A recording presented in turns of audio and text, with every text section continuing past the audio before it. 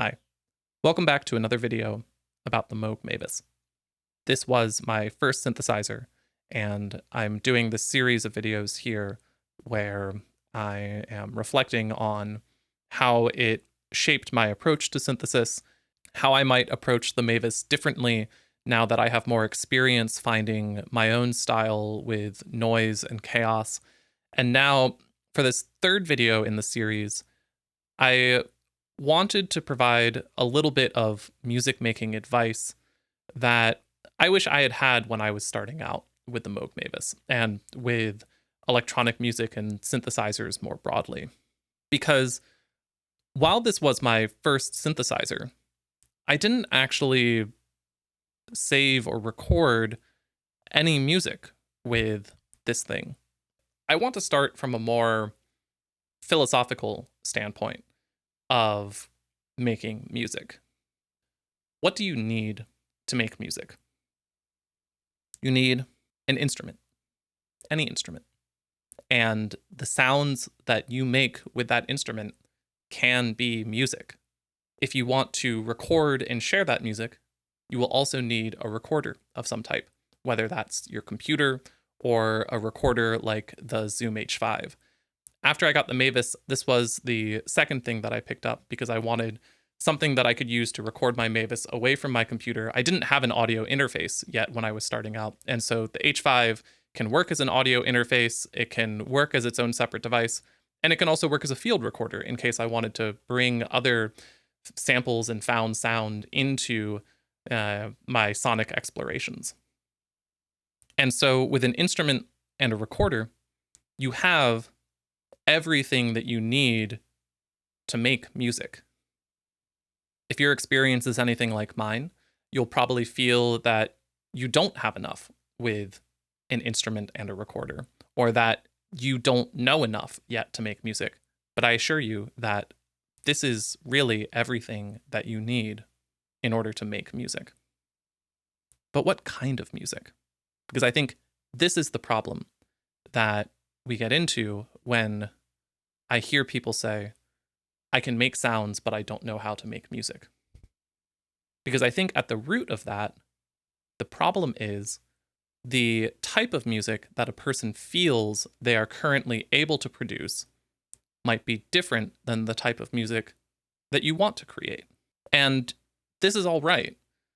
Your music will change with time, and you're allowed to have a desire to make a particular type of music in the future.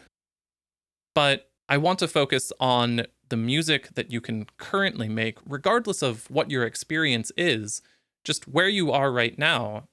There is a certain type of music that you can make, and that is the music that happens when you approach your synthesizer. That is the sounds that you are currently able to make sequenced together in time. If you reject this currently possible musical expression for some other thing that you think is the only type of music that you want to be able to create, you're rejecting a part of yourself. I think this is a form of being unkind to yourself, to be disinterested in the music that you are currently able to make. And so my first piece of advice is to embrace the sounds that you're currently capable of producing with your instrument. Approach them with curiosity and generosity to yourself and to your instrument. There are sounds that you can make that you find interesting, that bring you joy, delight, curiosity. Accept that even if this is different than the type of music that you aspire to create in the future, it is beautiful sound, and you can make music with that. And so the rest of this video is put together with the intention of helping you realize this advice, of making and recording your own music. I want to acknowledge that there are many alternative ways than what I'm showing here. This is an intuitive approach to music that I think is really important because of the way that it lets you embrace yourself and your curiosity. But it's certainly not by any measure the only way to make music. It's just one that I wish I had known about starting out, and that I think I would have been happier knowing about starting out. I don't have all of the answers or a process that I think will work for everyone. This is just what I feel that I've learned so far in my musical journey and what I would tell anyone starting out who asked for my advice. So, how do we make music? Your music is what happens when you use your instrument. That is the definition that we're starting from. And the simplest way to record your music is to turn on your recorder and make sound. That's how you make music. You can listen to the sounds that you make, and you can respond to them. And when you respond to the sounds that you make in real time, this is improvisation. Once you have recorded your music, then you have something more to respond to. You can play along with your own recording. You can improvise with yourself. And then this material that you've recorded can also, if you want, become part of your expanded instrument. You can manipulate this audio. You can layer it intentionally and compositionally rather than improvisationally. You can compose different sounds together by choosing how they flow in time and how they stack together. And this can get complicated very quickly, especially with the use of a computer for audio editing. And so, for the sake of play and creativity through constraints, I would invite you to approach your recorder, whether it's a hardware recorder or your computer or whatever you're recording with, approach it with a minimal lens. You don't need to know every single operation of your recorder, and you can very easily get distracted by all of the different operations of your recording device.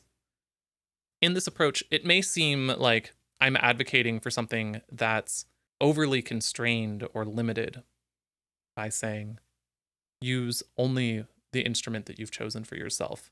Use just the bare bones of your recording software. But by limiting what you're working with, you can develop a much deeper knowledge of these tools. And this leads to a smoother process.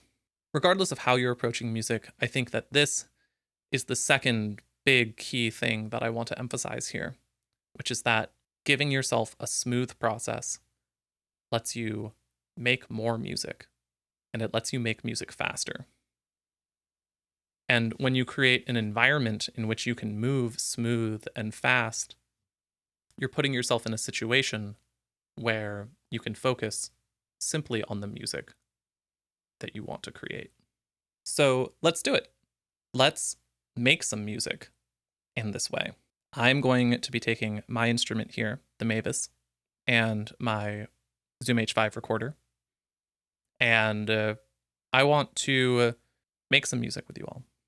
My third piece of equipment that I'm going to be using for this setup is a piece of paper and a pen, just so that I can take any notes or plan things outside of my head as I'm making a piece of music here. What kind of music will that be? It's just going to be what I'm feeling right now. And so for starting to make a piece of music, my advice is to simply find a sound or a process with your instrument that you think is beautiful and capture it to share with others. Some other approaches that you might keep in mind as you're doing this is to create an atmosphere or tell a story with your instrument.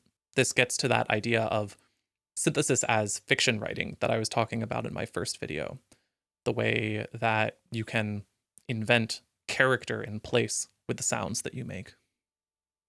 But you might also just find a pattern or a rhythm or a texture to immerse yourself in for a period of time. You can just turn on your recorder and document what it sounds like when you approach your instrument right now as a way of documenting how you're feeling right now. How can you express yourself with your instrument? There's no wrong way to make music. And so let's get started. What do I have here?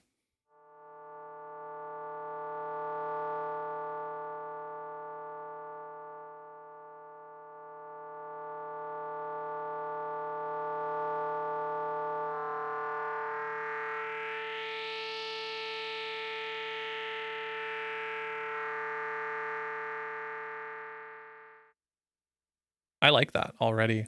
The way that the filter sounds as it's swept, the complexity of the tone that we already have here is beautiful, and it connects with me right now. And so I want to start just by recording this.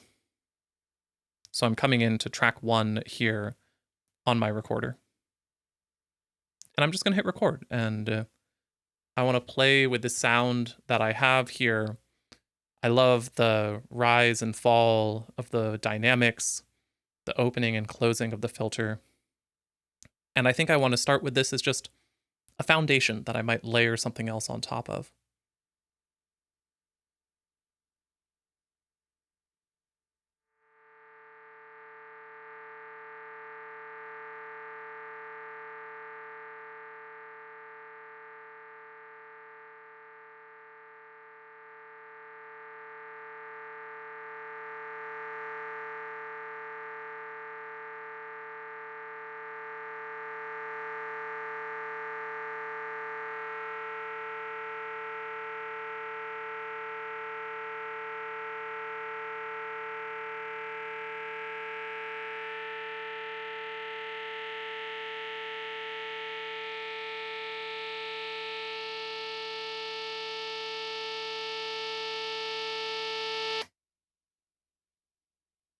I want to create some contrast here.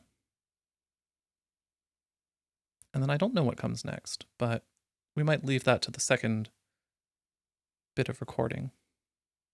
And then we're going to create an opportunity for ourselves on the next layer that we add. And then around 110, I'm going to come back in. 115.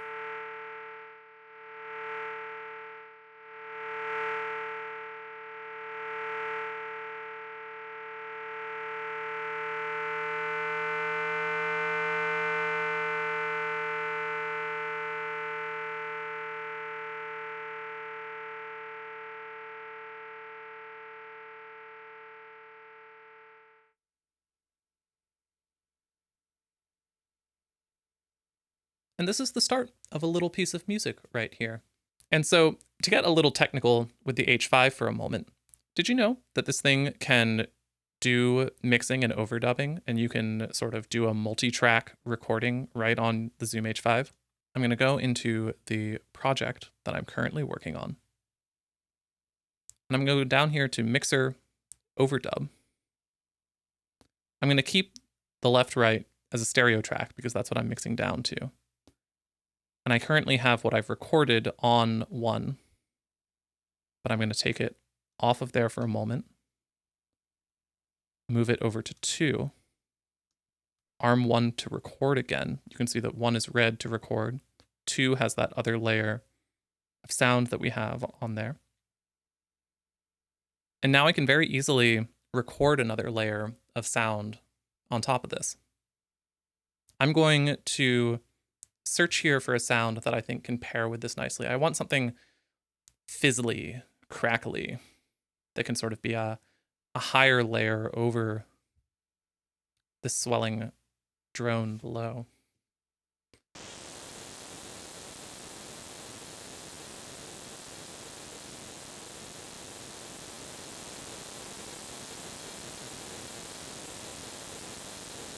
I'm going to just play a little bit of what I had before, see if this fits.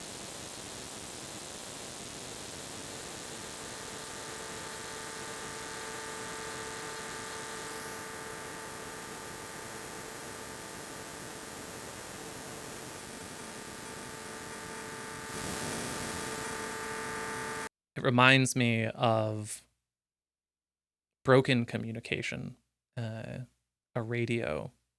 And so let's go ahead and just record a little bit of this.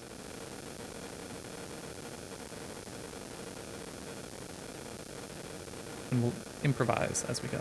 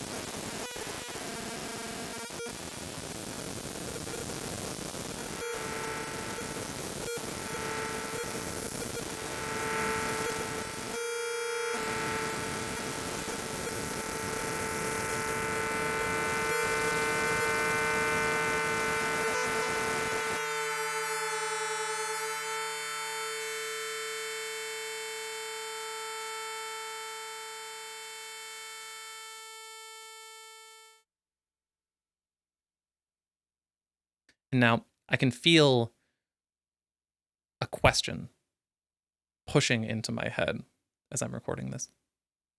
And that is the question, is this good? And that's such a hard question to unpack and to answer. And I don't think it's the most productive question to answer right now. The question that I'm going to replace that with for me right now, and that I encourage you to replace that with when you're making your music, is, do I like that? And there's only one way to answer that question, and that's to listen. Even before I listen to it again, I can tell you from my memory, I really liked the way that it started. I was uncertain about the way that things were playing together. I wanted more structure, more relationship possibly. And then I was really happy with how it ended. I loved the way that the two voices sort of fit into each other at the end. And so I'm going to listen back through it again. But ultimately, if I find something in there that I really like, that's something worth keeping. That's something worth documenting. I'm going to take the second track here, and I'm going to boost it up a few decibels because I feel like it's a little quiet, and I'm preparing to mix these two together so that I can add a third track on top of this. And now I could just record this to one of the left or right slots, similar to how I moved something to number 2. But for the sake of demonstration, I want to show you the mix down process as well, because at any point I can take what I've recorded. I'm going to mix it down. I'm not going to worry too much about naming processes here, because I think I just want to add a third layer that's a little more dynamic and active, that is moving around just a little bit more. And so I'm going to go back into Mixer Overdub. I'm going to select my mixdown file here. I'm going to clear up 1 to record. Don't need anything on 2. So now if I hit play, that's all set. I don't need to worry about this, but I am going to reset the level on track 2 here. And now I'm going to play around with making a third sound real quick that I want to layer together with these other things.